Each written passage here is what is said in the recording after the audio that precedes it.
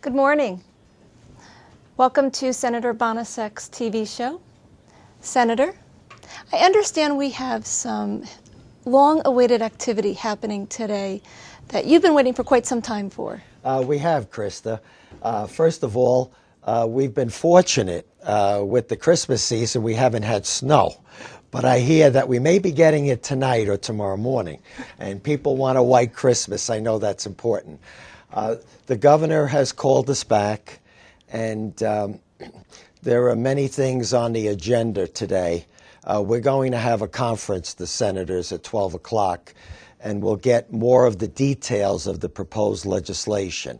But I think this is something that's going to be good for most of our constituents.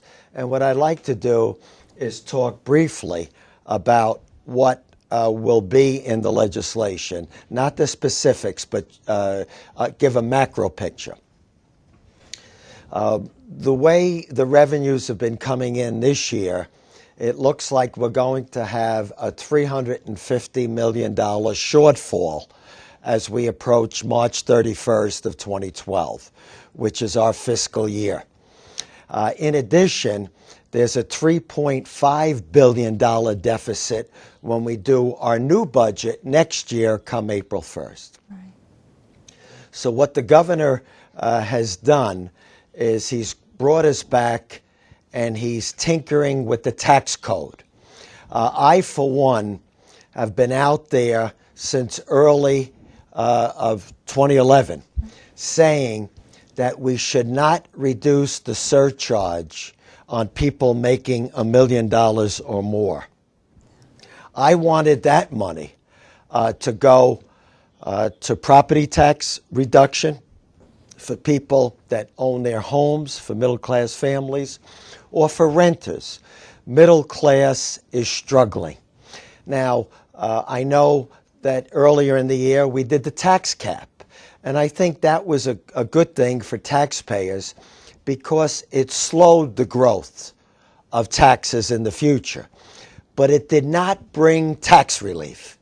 And when I talk to my constituents, my small business people, they say we need help now because this recession started in December of 2007 and it's been going on way too long. We had hoped that it would have been over by now, but it's not. And small businesses are just hanging on. Middle-class families are just hanging on. Many of them have had their homes foreclosed, or they're in foreclosure, or they're struggling. So to me, to just continue the surcharge of 8.9% on those making $1 million or over and reducing property taxes and putting some more teachers in the classrooms so they're smaller size classes, it would help with the quality of education. That was my goal, and basically I was the only Republican in our conference saying this. Governor Cuomo said, no, no, no, Senator Bonacic, and my Republican colleagues said, no, no, no, Senator Bonacic. The Assembly, they want to always tax and spend more for social programs. I didn't want to have the money go for what Sheldon Silver and the entitlement programs that he likes to promote. Mine was to give middle-class families tax relief. So what did the governor do? He saw that the winds were changing, and he stepped up, and he's changing the tax code. So now there will be aid and financial tax relief to middle-class families. And let me just tell you briefly what it does. For those making $75,000 to $150,000, and what I'm going to do is I'm going to put my glasses on so I can be more specific and be correct. Yes. Those making $40,000 to $150,000, the previous income tax rate was 6.8. Okay. It's going down to roughly 6.4. That's relief. Mm-hmm. For those making $150,000 to $300,000, it's going from 6.8 to 6.6. those from 300,000 to 2 million, it will go the range was 7.8 to 8.9, going down to 6.8. And all those making over $2 million, and God bless those people that they're so fortunate, their rate will drop from 8.9 to 8.8%. So what this does, it wasn't geared to property tax relief, but it gave middle-class families tax relief that they can use as disposable income or apply it to their property taxes or their rent if they're so inclined. Absolutely. The other point that I want to make is that this surcharge that we did 3 years ago was supposed to go away. And the only reason we did the surcharge 3 years ago was to offset the recession and the loss of revenues. Well, what the governor has done is he's lowered the surcharge. It didn't go away, but he's lowered it a little bit on everybody. Yes. The legislation we'll do today will not raise taxes at all. It will lower the tax rate for everybody, regardless of how much money they make. In addition to lowering the income tax rate for middle-class families, this is where some of the money is going to go. Okay. The MTA tax, there's going to be some relief there. The payroll tax will be reduced on small businesses, and a lot of the schools will be exempt. And that is a good thing. The small businesses create the jobs, and this was the most unfair tax that I've ever seen. We in the Senate last year passed a bill to abolish the MTA tax entirely, but we couldn't get the Assembly to go along. And but at least we got through Governor Cuomo's efforts, we got the Assembly to go along now to reduce it. That is a great victory for small businesses and the schools, especially the people in the Mid-Hudson area in Orange County. In addition, $50 million of this money will go to repair our roads and bridges, which are desperately needed. In addition, we're going to lower a manufacturer's tax rate, which would help our manufacturers. In addition, there'll be $50 million for flood relief. Now, Irene and Lee were brutal on upstate New York. It passed the city. It was supposed to hit the city. The target was on New York City, but it came further north. And Senator Seward's district, Senator Libis's district, and our district got crushed, especially Delaware County, Binghamton area, Schoharie County, Greene County, Prattsville, just devastated. So this will be good news to help those struggling communities get back on their feet.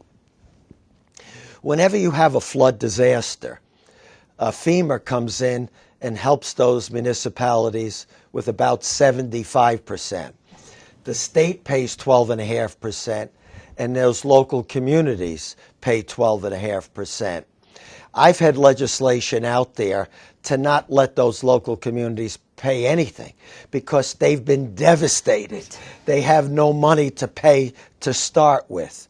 And even when they get back on their feet, their ratables are low, and the income of the people up there are not very high. They need 100% help.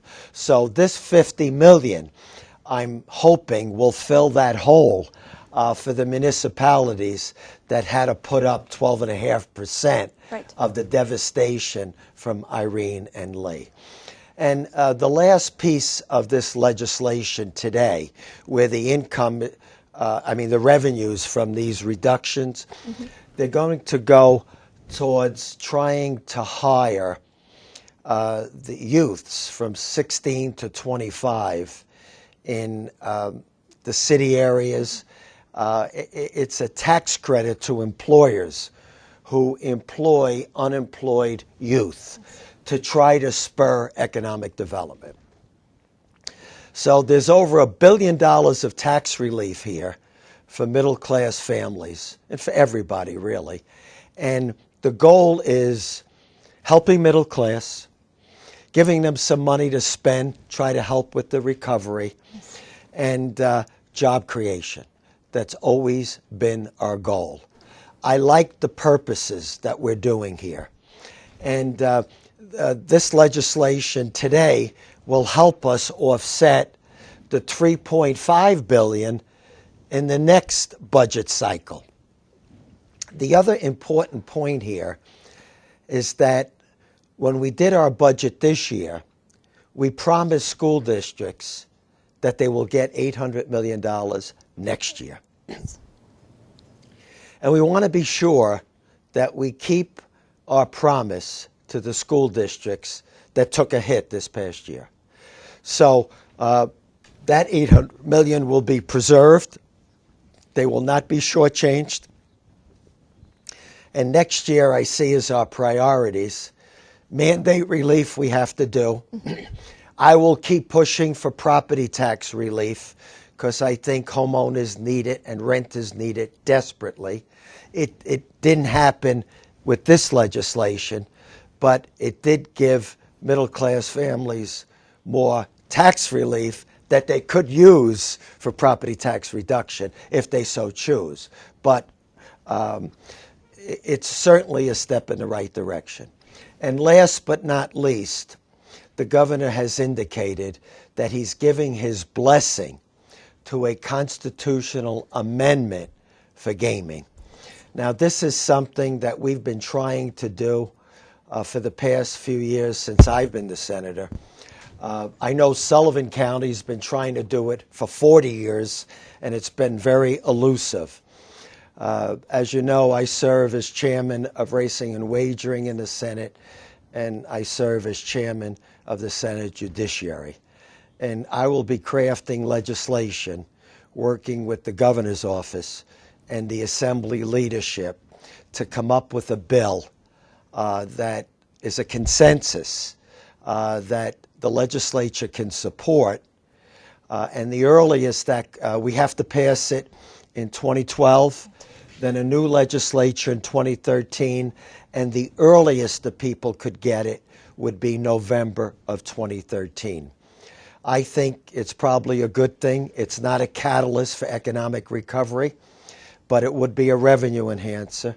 It would be a job creator, and it would help tourism. And we in the Catskills are prime to have gaming in our area. So that's what's on our plate today.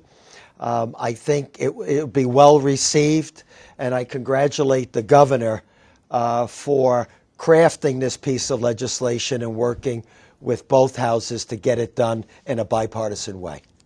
Thank you, Senator. Thank you.